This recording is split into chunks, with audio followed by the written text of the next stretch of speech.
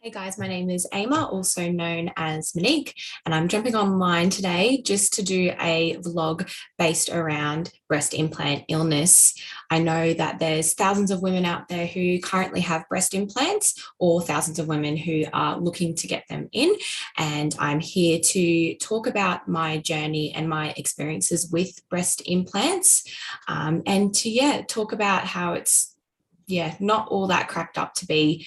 There's lots of misinformation or information that people don't know about. So I want to jump online and really educate all the women out there who are looking to get implants, or again, if they have them in, just to be aware of the risks and complications that you can have with implants. So I jumped on and did a poll and asked a question asking, if anyone wanted to know a bit more about my journey with implants. And I had a really, really good response. So I took some time out just to really focus on my recovery before talking about it, as it's been not the best experience I've had. I had a lot of issues physically and mentally. So I thought I'd rest up and figure those out before I dive back into it all and explain what I went through. So my experience has been horrible. It's been an absolute roller coaster of emotions. I'll jump into how it started. So I got implants 4 years ago. I got the Allergen brand inserted with, it was 350cc smooth textured. The reason why I got implants was because I didn't like how my breasts currently looked. And as most women go through, it plays a lot on your mind, thinking that you're not good enough, you're not pretty enough, your boobs aren't big enough, and those sort of things. And I just wanted to do it for my confidence. So I went and got it done. And at the time, it was the best thing ever. I felt like I looked great. I felt great. My clothes fit a lot better. And that was it until I started experiencing symptoms and my health started rapidly declining. When I noticed the decline in my health was potentially 6 months after I got them in. I will run through the symptoms list now just based on what I went through. I don't know if they are related or they aren't related, but there was just so many health issues that I experienced. So I had brain fog and cognitive issues, and this really impacted my ability to drive to and from work. It was really, really scary. Like all my cognitive abilities, my coordination just went out the window. When I was driving, things were coming at me really quick and I wasn't able to take in what was coming at me. And with these cognitive issues as well, something like a work email I would read and respond to would take only like 5 minutes to complete. But for me, it was taking something like an hour. And I just started losing it a little bit. And with that, I also had memory issues. So, for an example, I'd go downstairs and I went downstairs for a reason, but I couldn't actually put my finger on why I went downstairs. I was just having just really silly sort of memory issues, even short-term memory. Like I couldn't remember what I did the day before, couldn't remember what I did that morning, and so on.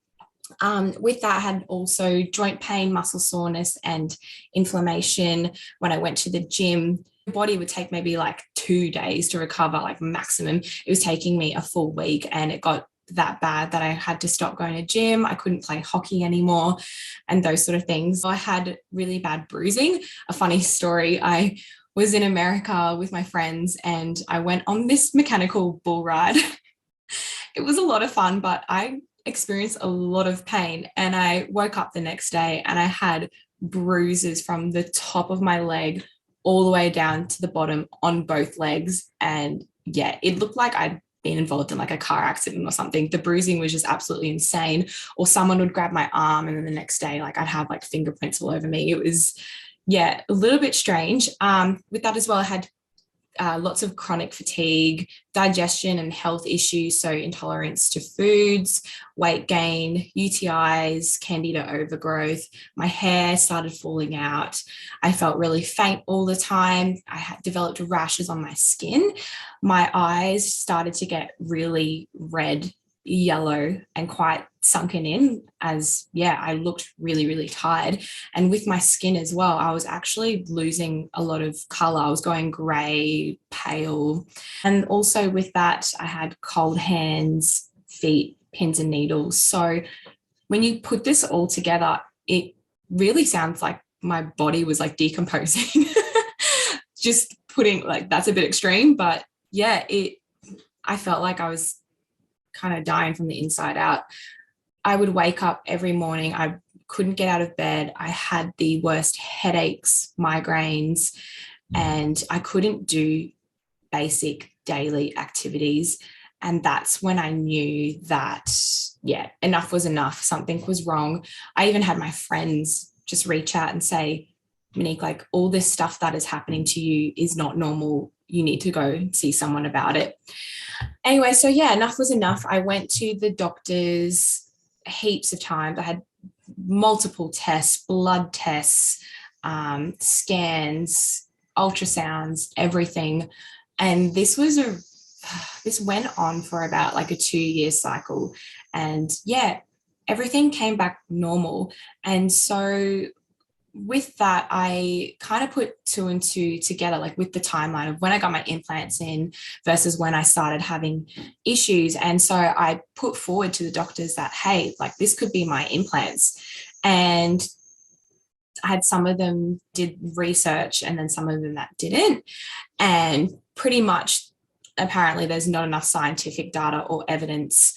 Most doctors are actually unaware of this, and their GPs are already sort of struggling with a lot of illnesses we face today, such as like poor foods, diets, and people just developing symptoms and those sort of things with their bodies like daily. So I understand from the doctor's side how hard it is to keep up with these sort of things, but they literally put it down to mental illness, and they thought it was like all in my head.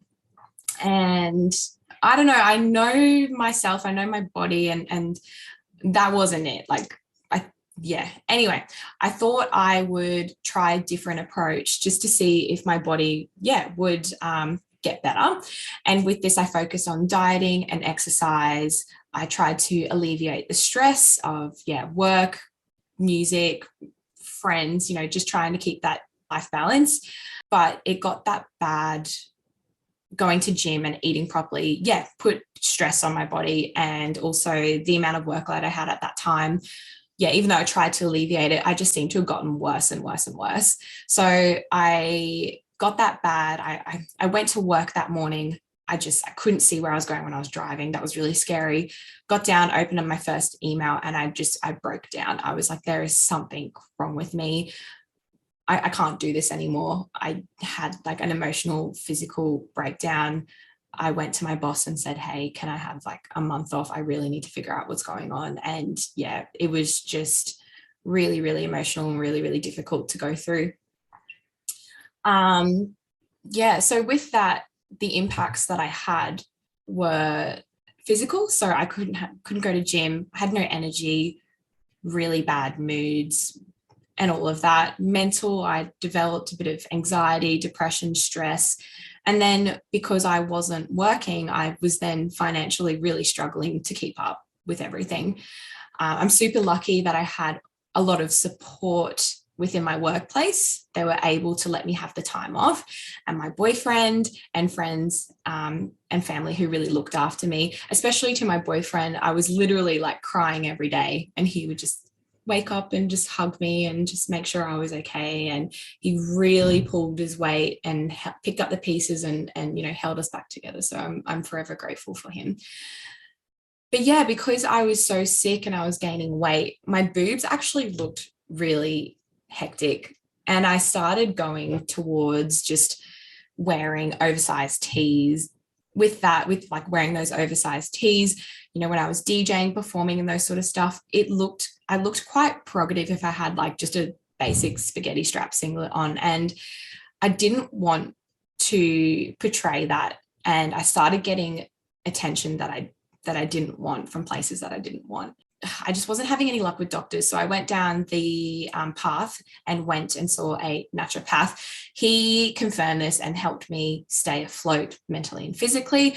When I say stay afloat, he helped me with my diet, vitamins, tablets, and all these sort of things. We had we were talking about things and trying to just balance my situation at the time. With that then came surgery consultations. And so with all of these consultations, you need to look into multiple surgeons and to see what's right for you in terms of the surgery you're getting, the surgeon, and the cost. And so with that, I recommend if you are going to get an explant, you need to look for a surgeon that believes and sort of supports your cause. There's a lot out there who don't believe in breast implant illness, and that's purely just because there's no data out there.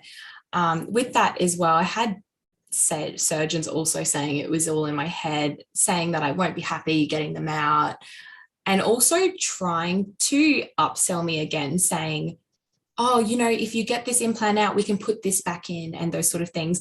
And that really, really pissed me off, because I'm the sort of person where I need direction. I need a bit of a definitive answer, and I wasn't getting that at all. And that's what upset me the most. I had no idea what was happening with my body, where I needed to go.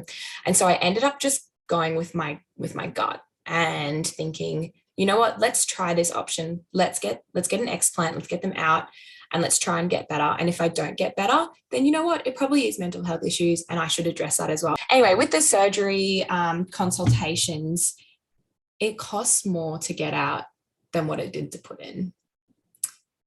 And yeah, that wasn't fun. That wasn't great. That really burnt a hole in my pocket. And so, yeah, financially, I was really struggling. Craziest thing happened as well. I just decided to book in the surgery.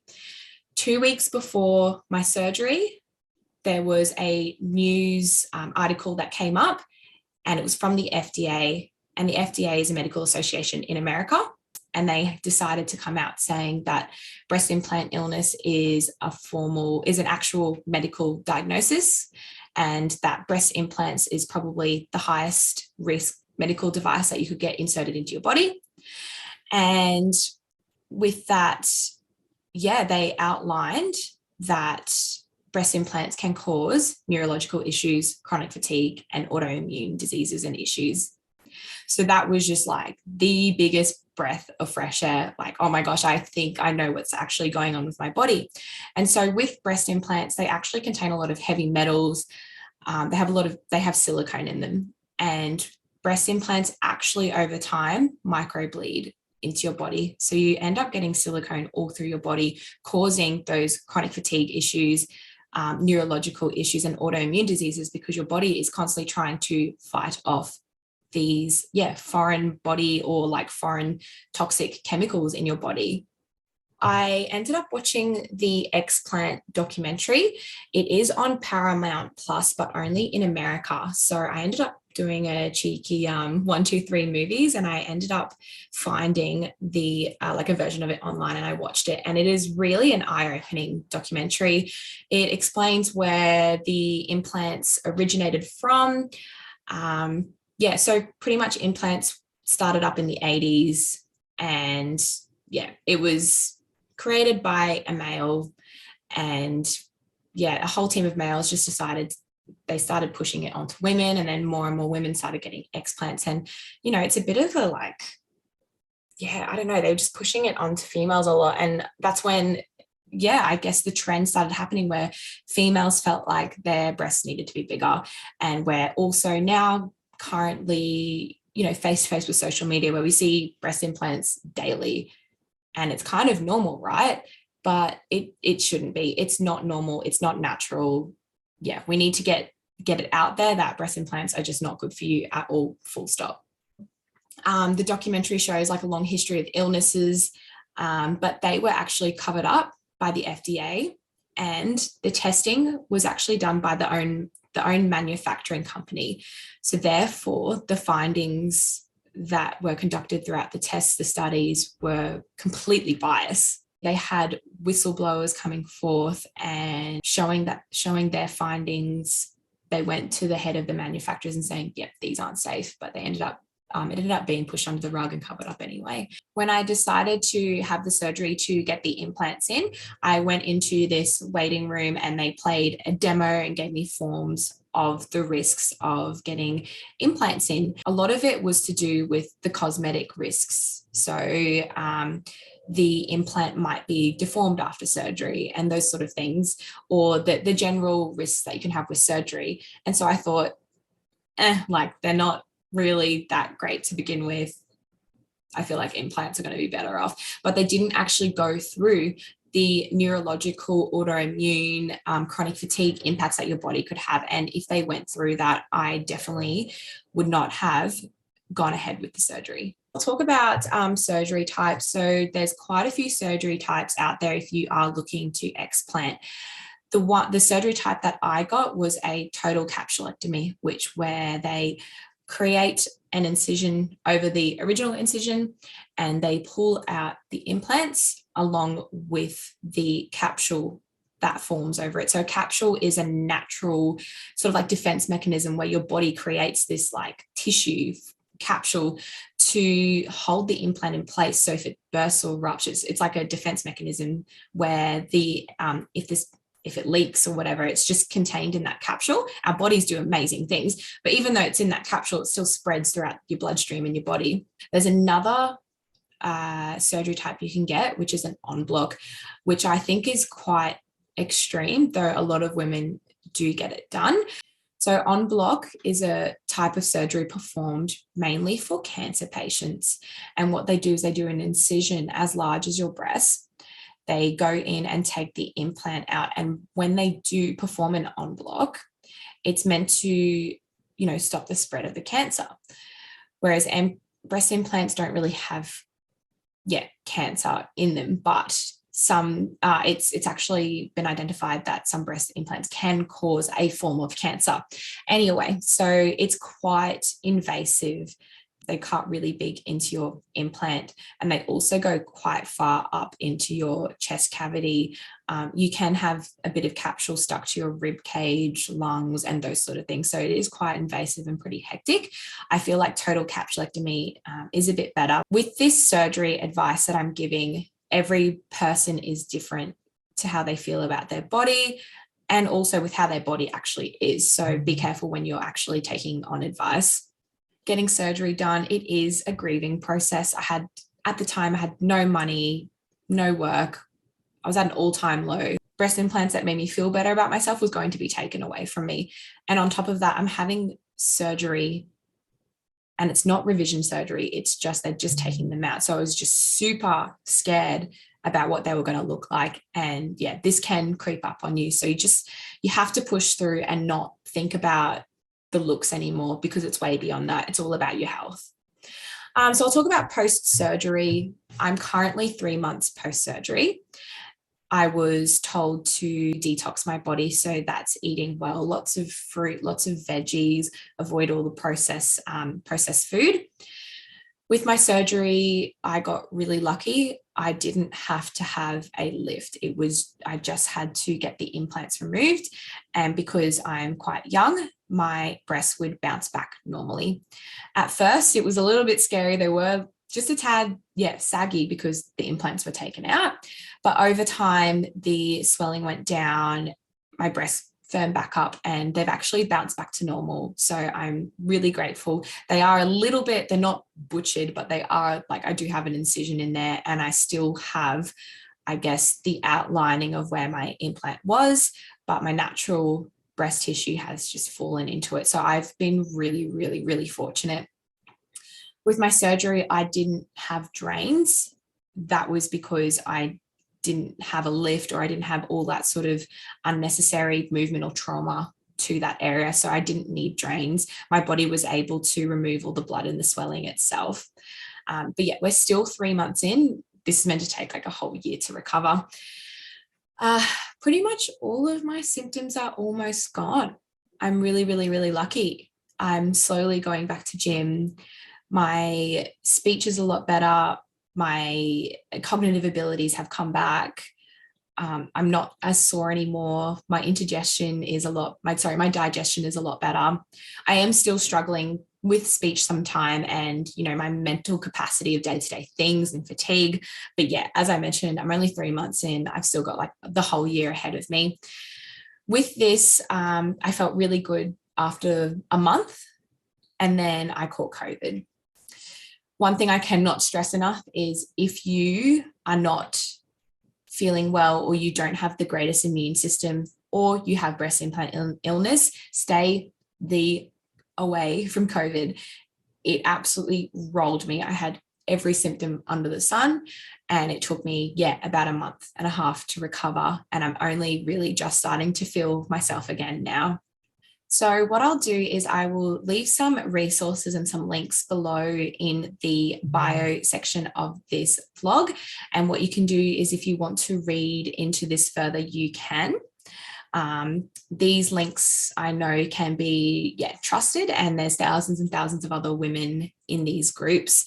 If you have any questions or want to know anything else about my experience, leave comments below, or feel free to direct message me. I really want to support anyone on this, because it's really hectic, and it really impacted my quality of life. Just another note on this as well, this doesn't happen to all women. So some women's bodies can handle the implants. However, I cannot stress the risk of this. It's simply not worth it. All right, that's it for my vlog. If you guys have any questions, feel free to leave a comment. But thank you so much for watching. Please share this with any other girls who you think might be experiencing breast implant illnesses, or share this with people who are looking to get implants in because they need to be aware of the risks. All right, thanks.